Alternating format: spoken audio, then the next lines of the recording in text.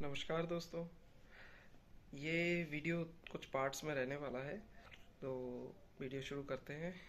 उम्मीद है आप सबका होली का त्यौहार बहुत अच्छा रहा होगा। और जहाँ तक मुझे लगता है, एक सवाल के साथ रहा होगा कि आज से करीब 50 साल पहले एक फिल्म आई थी शोले, उसमें गब्बर सिंह बार बार पूछता है होली कब है, होली कब है। तो ठीक 50 साल बाद आप सबकी होली भी लगभग उसी सवाल के इर्द गिर्द घूमते हुए गुजरी होगी।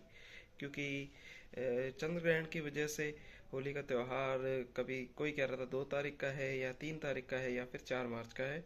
इस तरह से असमंजस के बीच में होली का त्यौहार जैसे तैसे करके हमने थोड़ा बहुत इस सवाल के इर्द गिर्द घूमते हुए मना ही लिया। लेकिन ये सवाल उठता है कि ये त्यौहार इस तरह से इस बार क्यों मनाया गया।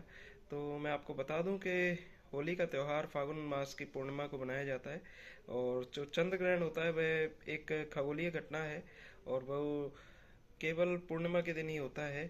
तो ज्योतिष के जो विद्वान तो नहीं कहूँगा, जो प्रैक्टिस करने वाले जो ज्योतिष के व्यापारी होते हैं, वो लोग कहीं ना कहीं वो लोग इस बात को कहते हुए कि चंद्र ग्रहण एक अपशगुन होता है, इस वजह से इसमें शुभ कार्य नहीं होते, तो उन्होंने होलिका दहन पूर्णिमा की बजाय एक दिन पहले ही करवाया। और वही हुआ।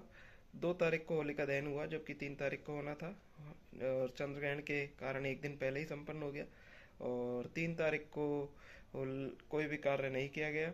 और 4 तारीख को आज धुलेंडी के त्योहार जो कि नियत होता है पूर्णिमा के अगले दिन, उस दिन मनाया गया है अपने नियमानुसार। तो इस बीच एक चीज मैं आपको बताना चाहूँगा कि अभी जो ज्योतिषा के जो कार्य करने वाले लोग हैं, जिन्होंने होली का जो किसानों का जो त्योहार होता है, फसल कटने के बाद में जो त्योहार खुशी के रूप में मनाए जाते हैं, उन्हीं में से एक है। तो उसमें अपने ज्योतिष को, विद्या को, और इसको एक तरह से कह सकते हैं अधिरोपित किया। और एक जो परंपरा चली आ रही थी उसको थोड़ा सा विघ्न डाला है।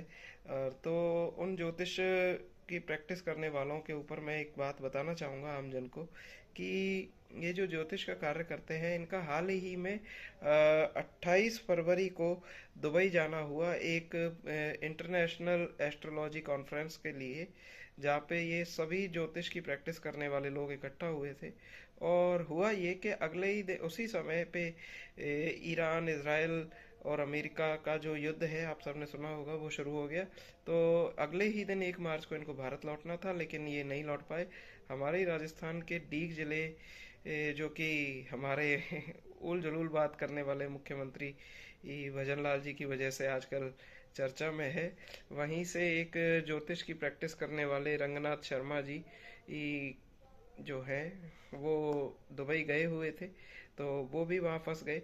मीडिया रिपोर्ट्स के हिसाब से वो महाकाल मंदिर के एक पुजारी हैं, विकास शर्मा जी, उनके साथ गए हुए थे।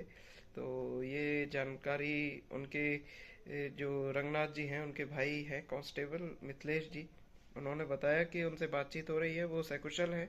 चूंकि एक वो भारतीय है और मेरे नज़दीकी डीग जिले के हैं, तो मैं भी चाहूँगा वो सकुशल रहें।